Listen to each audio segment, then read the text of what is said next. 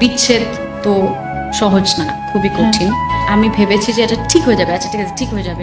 তাহসান মিথিলাকে স্বাধীনভাবে নিজের গাড়ি ব্যবহার করতে দিত না, এটাই ছিল তাদের প্রথম ঝগড়া লাগার মূল কারণ।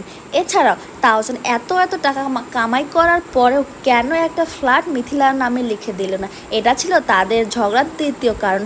এবং তাহসানের এত টাকা থাকার পরেও কেন তারা আলাদা সময় কাটাতে পারতো না, কেন মিথিলাকে তার পরিবারের সাথে থাকতে হতো, এটা ছিল তৃতীয় কারণ। এমন কিছু চাঞ্চল্যকর তথ্য বেরিয়ে এসেছে যা শুনলে আপনার পায়ের নিচের মাটি হয়তো সরে যাবে। সো বেশি কথা না বলে চলুন বিস্তারিতভাবে জেনে আসি। তাহসান ও মিথিলা সকলের অনেক পছন্দের একটা জুটি ছিল। 2017 সালে এই জুটির বিচ্ছেদ হয়ে যায়। কেন বিচ্ছেদ হয়েছিল? বিচ্ছেদটা মূলত হয়েছিল মিথিলার কারণে। কেননা মিথিলা পরকীয়া করেছিল, মিথিলা পরপুরুষে আসক্ত ছিল। 15 সাল থেকে 17 সাল পর্যন্ত তারা দুজনে আলাদাভাবে থাকে এবং সেই সময় মিথিলা অনেক পরিমাণে পরকীয়ায় যুক্ত হয়।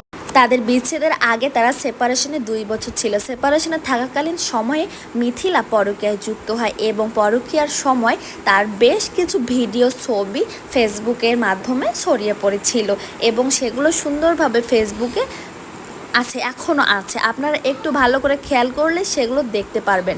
মিথিলা তার সর্বশেষ ইন্টারভিউতে এটা জানিয়েছেন তাহসান নাকি তাকে তার গাড়ি ইচ্ছামতো ব্যবহার করতে দিতেন না, তার নামে কোনো ফ্ল্যাট লিখে দেয়নি, তাই তো সে একটা বৃদ্ধ লোকের কাছে সন্তানসহ বিয়ে করে গেছে এবং সেই লোকের কাছে বাড়ি গাড়ির কোনো কমতি ছিল না এবং তাকে দেওয়ার মতো সামর্থ্য ছিল।